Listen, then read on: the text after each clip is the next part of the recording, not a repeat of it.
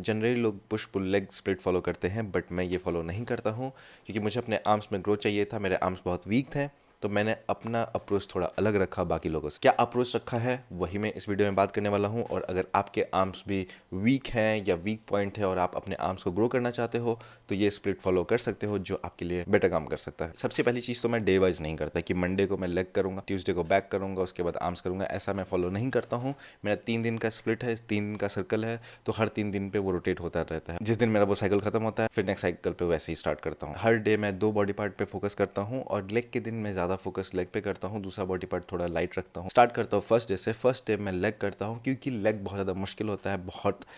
बहुत लोगों को लेग करना पसंद नहीं है। मुझे अपना लेग ग्रो करना था, तो चाहे मुश्किल भी हो मुझे लेग करना ही था। तो इट्स नॉट लाइक कि मुझे लेग करना पसंद है, बट मैं लेग करना हेट भी नहीं करता हूँ। मुझे हैवी लिफ्टिंग करना पसंद है और स्क्वाट में जब मैं हैवी लिफ्ट करता हूँ तो मुझे मज़ा आता है। ऐसे 4 एक्सरसाइज करता हूँ लेग्स का। मैं 4 एक्सरसाइज करता हूँ, 2 स्क्वाट पे, 2 हैमस्ट्रिंग के लिए, 2 स्क्वाट के लिए, 2 हैमस्ट्रिंग के लिए। एक्चुअली मैं 5 करता हूँ, मैं एक काप्स के लिए भी करता हूँ। तो फर्स्ट सबसे पहले मैं गया स्क्वाट्स करता हूँ या मैं लेग प्रेस करता हूँ। इन दोनों में से कोई भी एक चूज़ करता हूँ। वार्म अप करने के बाद मैं स्क्वाट से स्टार्ट करता हूँ एंड देन उसके बाद मैं हैमस्ट्रिंग पे जाता हूँ। तब तक मेरे क्वाड्स रेस्ट कर रहे होते हैं, तो मैं लेग कर्ल करता हूँ।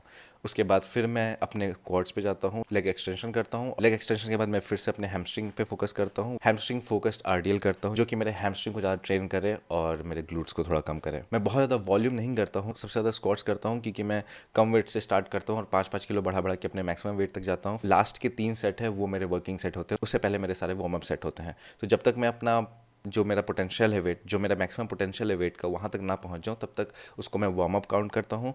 और जो मेरा मैक्सिमम पोटेंशियल है वेट का, उससे जब मैं सेट करता हूँ उसको मैं वर्किंग सेट काउंट करता हूँ। वार्म अप वेट्स करने से अच्छा खासा वार्म अप हो जाता है और हैवी वेट के लिए हम धीरे धीरे प्रिपेयर हो जाते हैं। जो वार्म अप वेट कर रहा हूँ मैं, उसमें मैं बहुत ज़्यादा रेप्स नहीं करता। 50 किलो तक मैं 10 रेप्स तक मारता हूँ। 60-70 किलो के लिए मैं 6 रेप्स मारता हूँ। 80-90-100 के लिए मैं 2 से 3 रेप्स रखता हूँ। जो मेरा वर्किंग सेट है उस पर 120 से करता हूँ एंड देन फिर 110 से या 100 केजी से जितना रेप्स हो सके उतना 2 सेट करता हूँ। उसके बाद हैमस्ट्रिंग को भी वार्म अप करने के लिए मैं 2 से 3 वार्म अप के लिए करता हूँ। उस पर भी मैं 10 रेप्स करता हूँ एंड देन अपना नॉर्मल वेट लगा के, वर्किंग सेट वाला वेट लगा के वो पूरा उसके 3 सेट्स करता हूँ। फिर लेग एक्सटेंशन के भी 3 सेट्स होते हैं, उसमें मैं वार्म अप नहीं करता हूँ क्योंकि ऑलरेडी मैंने स्क्वाट से अपना क्वाड्स वार्म अप कर रखा है, तो मुझे दोबारा करने की ज़रूरत नहीं है। तो इसके सिर्फ 3 सेट करता हूँ एंड देन फिर मैं आरडीएल के भी 3 सेट करता हूँ। कभी कभी मैं उल्टा भी कर देता हूँ कि स्क्वाट्स के बाद मैं आरडीएल करता हूँ एंड देन फिर मैं जब लेग एक्सटेंशन कर लूँ तो लेग कर्ल्स करता हूँ। हैमस्ट्रिंग वाला मशीन उस टाइम नहीं मिला तो मैं आरडीएल्स कर लेता हूँ। तो डिपेंड करता है कि उस टाइम मशीन कौन सी खाली है। तो ये है मेरा फर्स्ट डे का रूटीन कि मैं क्या कर रहा हूँ।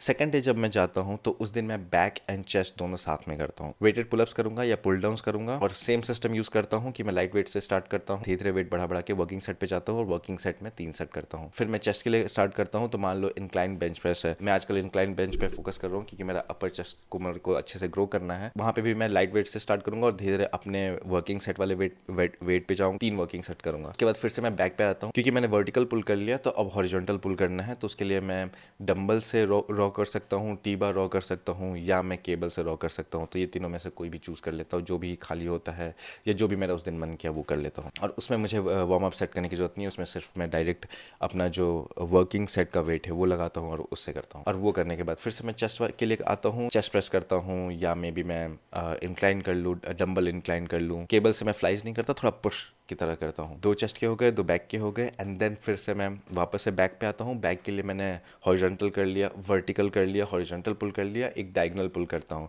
जिसमें मैं अपने बैक को सबसे ज़्यादा स्ट्रेच देता हूँ एंड देन सबसे ज़्यादा कॉन्ट्रैक्ट देता हूँ। तो ये 3 एक्सरसाइज हो जाते हैं बैक के। तो लास्ट में जो चेस्ट का एक्सरसाइज होता है वो फ्लाई मशीन पे करता हूँ, उसके 3 सेट्स करता हूँ।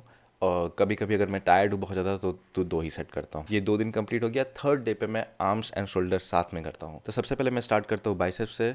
तो बाइसेप्स का अगर एक्सरसाइज आपको देखना है कि मैं कौन कौन से बाइसेप्स का एक्सरसाइज करना है तो उसके लिए मैंने वीडियो बना रखा है। फिर उसके बाद ट्राइसेप्स का करता हूँ, फिर बाइसेप्स का करता हूँ, फिर ट्राइसेप्स का करता हूँ। तो दोनों के कर लिए। उसके बाद मैं शोल्डर पे जाता हूँ, शोल्डर प्रेस हो गया, lateral raises, dumbbell lateral raises हो गया, या मशीन, मेरे जिम में मशीन भी है तो मशीन से भी लेटरल रेजेस करता हूँ।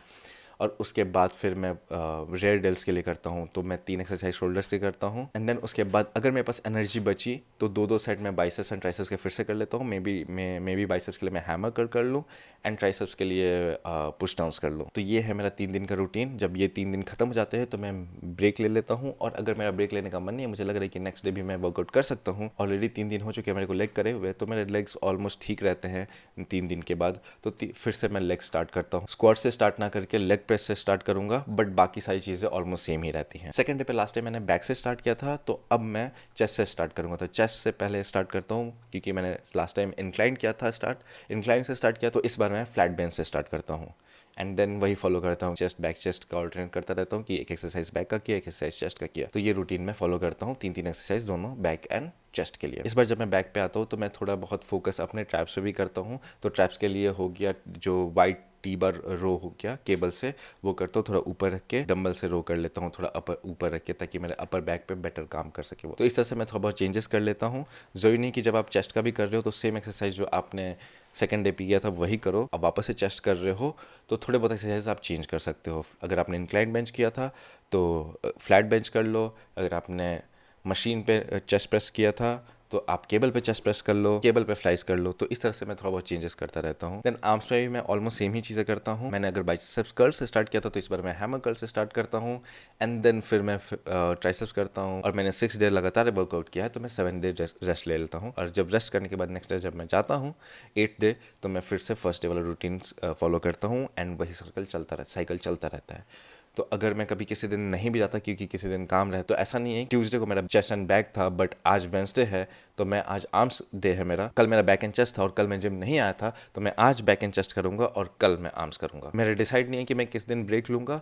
मैं किसी दिन भी जब भी मेरा मन करता है उस दिन अगर मुझे टायर्डनेस फील हुआ तो मैं ब्रेक ले लेता हूँ, या काम ज़्यादा है या कहीं मैं ट्रैवल कर रहा हूँ तो उस टाइम अगर मुझे ब्रेक लेने की जरूरत होती है तो मैं ब्रेक ले लेता हूँ। बट साइकिल वैसे ही चलता रहता है। अगर डे वाइज करूंगा और मैं मंडे या ट्यूसडे को नहीं गया तो जो उस दिन वाला मेरा वर्कआउट होगा, जो उस दिन मेरा बॉडी पार्ट होगा, वो मिस हो जाएगा। इस साइकिल को फॉलो करने की वजह से मेरा कोई भी वर्कआउट या कोई भी बॉडी पार्ट मिस नहीं होता, हमेशा इक्वल अटेंशन देता रहता हूँ हर बॉडी पार्ट को। अब ये रूटीन फॉलो मैं क्यों करता हूँ? लेग्स में बहुत ज़्यादा एनर्जी लगती है, तो लेग्स को अकेले ट्रेन करना बहुत ज़्यादा ज़रूरी होता है, इसलिए मैं लेग्स को ट्रेन करता हूँ अकेले। उसमें कोई भी मुझे सेकेंड बॉडी पार्ट नहीं चाहिए होता है। कभी कभी मैं अपने एब्स पे या अगर मुझे अपने कार्डियो पे हेल्प करना है, स्ट्रेचिंग करना है, तो वो सब चीज़ें मैं एक्स्ट्रा कर लेता हूँ। तो और सेकेंड डे जब मैं बैक का वर्कआउट कर रहा होता हूँ तो चेस्ट रेस्ट कर रहा होता है, उसको अच्छा खासा रेस्ट मिल जाता है। जब मैं चेस्ट को कर रहा होता हूँ तो फिर बैक को अच्छा खासा रेस्ट मिल जाता है। तो इससे ऑल्टरनेट करने पे दोनों को अच्छा खासा रेस्ट मिलता रहता है। बैक एंड बाइसेप्स इसलिए नहीं करता क्योंकि बैक जब मैं कर रहा होता हूँ तो मेरे बाइसेप्स ऑलरेडी थोड़े बहुत थक जाते हैं। जब भी आप कोई भी बैक का एक्सरसाइज करें तो उसमें बाइसेप्स आपकी हेल्प करता है। बैक के बाद बाइसेप्स करना स्टार्ट करता हूँ तो मेरे बाइसेप्स ऑलरेडी थके होते हैं और मैं उसमें अपना फुल एनर्जी नहीं दे पाता, फुल पोटेंशियल से वो काम नहीं कर पाते।